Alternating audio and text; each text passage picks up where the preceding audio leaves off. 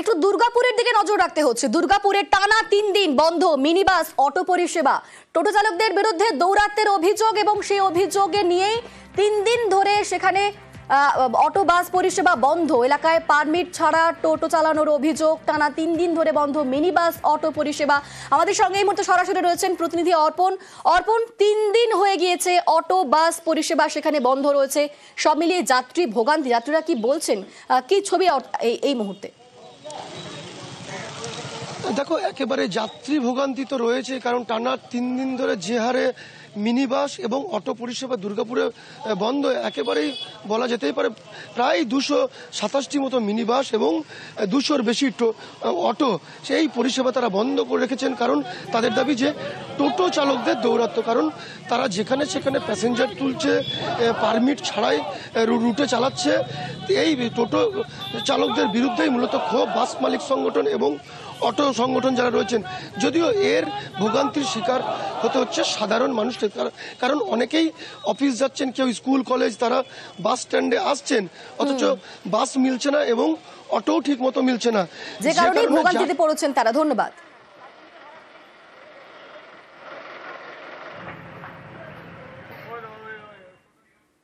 টানা বৃষ্টি, তার সঙ্গে জমা জল, সব মিলিয়ে রাস্তায় ধস এবং বীরভূমের দুবরাজপুরে ভাঙলো কালভার্ট ভেঙে পড়াতে সমস্যায় 20টি গ্রামের বাসিন্দারা। রাস্তা কালভার্টের মেরামতি না হওয়া পর্যন্ত ঘুর পথে যাতায়াত। পরিদর্শনে দুবরাজপুরের বিডিও ওসি। দ্রুত রাস্তা মেরামতির আশ্বাস তৃণমূল অঞ্চল সভাপতির। আমি রসুলপুর থেকে গেছিলাম সাপুর, আমার প্যাসেঞ্জার ছাড়া আছে, আনতে গিয়েছিলাম নিয়ে এখানে দেখছি রাস্তাটা পুরো ভেঙে গেছে, মানে ধসে গেছে রাস্তাটা, এমনকি পেরানো যাবে না এদিকে। আমার কালভার্ট ব্রিজটা আছে, ওই ব্রিজটা শুধু ভেঙে গেছে। খবর পাওয়ার পর আমি রাস্তায় আসি, তো এদিকে এসে দেখি এদিকেও রাস্তার কালভার্টটা ধস নেমে পড়ে গেছে।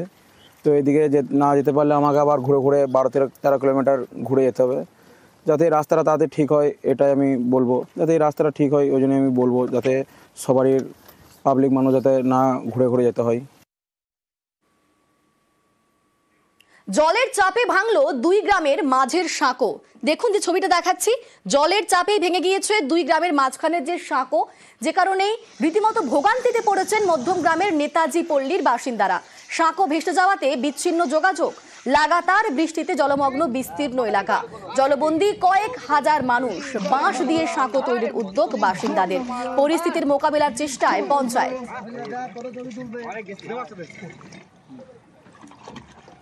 পরিস্থিতি খুব খারাপ। আমাদের এই এলাকায় আমরা বসবাস করতে পারছি না, জলে একাকার হয়ে যাচ্ছে, ভেঙে চুরে যাচ্ছে। পারাপারের জন্য আমাদের এই জন্য আমরা খাটাখাটি করছি।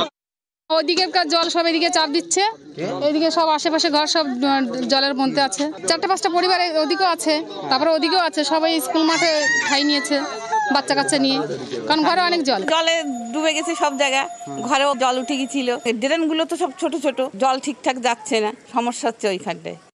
হাইড্রেনটা পরিষ্কার না হওয়া এবং জলটা পুরো না যেতে পারে, সেই জলটা রিটার্ন করছে এখানে। এবার যে জলের প্রেশার, এই প্রেশারটা রাখতে না পেরে রাত্রেবেলায় হট করে আমাদের রাস্তাটা ভেঙে অন্য এরিয়ায় জলটা ঢুকে গেছে। ইতিমধ্যে আমরা সব জায়গায় সব এলাকায় গেছি, যে আমরা ব্যবস্থা করছি কি করে মানুষকে আমরা সুরক্ষা দিতে পারি। প্লাবন পরিস্থিতি পরিদর্শনের মাঝেই বাঙালি আবেগে শান। ঘাটাল যাওয়ার পথে বাংলা ভাষা নিয়ে সুর চড়ালেন মমতা বন্দ্যোপাধ্যায়। গেলেন বিদ্যাসাগরের গ্রামেও। এই বাংলা ভাষা নিয়ে এখন বাংলার রাজনীতি গরম।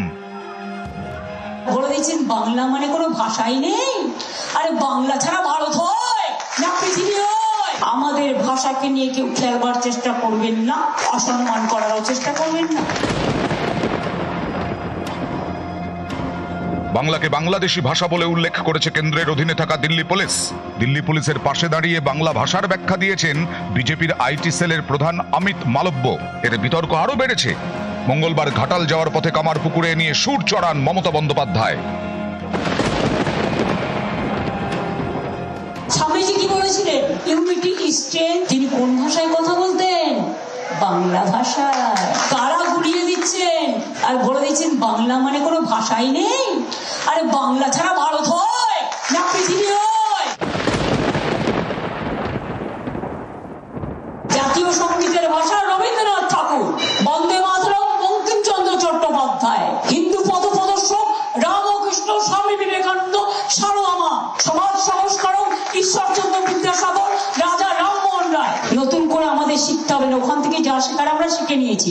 আর একবার যা ব্রেনে নিয়ে নিয়েছি ওটা ড্রেনে যাবে না। আমাদের ভাষাকে নিয়ে কেউ খেলবার চেষ্টা করবেন না, অসম্মান করারও চেষ্টা করবেন না। দিল্লির বঙ্গভবনকে দেওয়া চিঠিতে বাংলা ভাষাকে বাংলাদেশি ভাষা হিসেবে উল্লেখ করেছে দিল্লি পুলিশের লোধি কলোনি থানা। এর প্রতিবাদে সুর চড়িয়ে রবিবার মমতা বন্দ্যোপাধ্যায় বলেন, ভারতের সংবিধান স্বীকৃত একটি ভাষাকে বাংলাদেশি ভাষা বলা হচ্ছে। এটা কুৎসিত, অপমানজনক, দেশ বিরোধী এবং সংবিধান বিরোধী। কেন্দ্রের সরকার বাঙালি বিরোধী, সকলের উচিত তীব্র প্রতিবাদ করা। পাল্টা বিজেপির আইটি সেলের প্রধান অমিত মালব্য দাবি করেন, বাঙালিকে কেন্দ্রের বিরুদ্ধে রুখে দাঁড়ানোর ডাক দেওয়া দায়িত্ব জ্ঞানহীন আচরণ। ভাষাগত বিভেদ তৈরির চেষ্টা করছেন মমতা বন্দ্যোপাধ্যায়। এর জন্য তার বিরুদ্ধে জাতীয় নিরাপত্তা আইন অনুযায়ী ব্যবস্থা নেওয়া উচিত। এদিন ঘাটাল পৌঁছে কড়া জবাব দেন বাংলার মুখ্যমন্ত্রী। বাংলা ভাষারই নাকি কোনো অস্তিত্ব নেই, বাংলা বলে কোনো ভাষা নেই। আবার বলছে টুইট করে আমি কেন বলেছি তাই আমাকে ন্যাশনাল সিকিউরিটি অ্যাক্টে অ্যারেস্ট করা উচিত। আমি যা ইচ্ছে করে আমি বলবই। প্লাবন পরিস্থিতিতে বিভিন্ন জেলায় দুর্ভোগ। পরিস্থিতি খতিয়ে দেখতে জেলা সফরে বেরিয়েছেন মুখ্যমন্ত্রী। হুগলি হয়ে পশ্চিম মেদিনীপুর, সেই সফরের মাঝেই বাঙালি আবেগে শান। বর্ণ পরিচয়ের স্রষ্টা ঈশ্বরচন্দ্র বিদ্যাসাগরের জন্মভূমি বীর সিংহ গ্রামে মমতা বন্দ্যোপাধ্যায়, তাঁর হাতে তুলে দেওয়া হয় বিদ্যাসাগরের মূর্তি। বাংলার বাইরে বাংলা বললেই হেনস্থা, বাংলাদেশি বলে দাগিয়ে দেওয়ার চেষ্টা। প্রতিবাদে ইতিমধ্যেই পথে নেমেছেন মমতা বন্দ্যোপাধ্যায়। বোলপুর থেকে ভাষা আন্দোলনের কর্মসূচি শুরু করেছেন। বুধবার ঝাড়গ্রামে বাংলা ভাষা নিয়ে মমতা বন্দ্যোপাধ্যায়ের মিছিল। বলে দিচ্ছেন বাংলা মানে কোনো ভাষাই নেই। আরে বাংলা ছাড়া ভারত হয় না পৃথিবী হয়। আমাদের ভাষাকে নিয়ে কেউ খেলবার চেষ্টা করবেন না, অসম্মান করারও চেষ্টা করবেন না। নিউজ 18 বাংলা।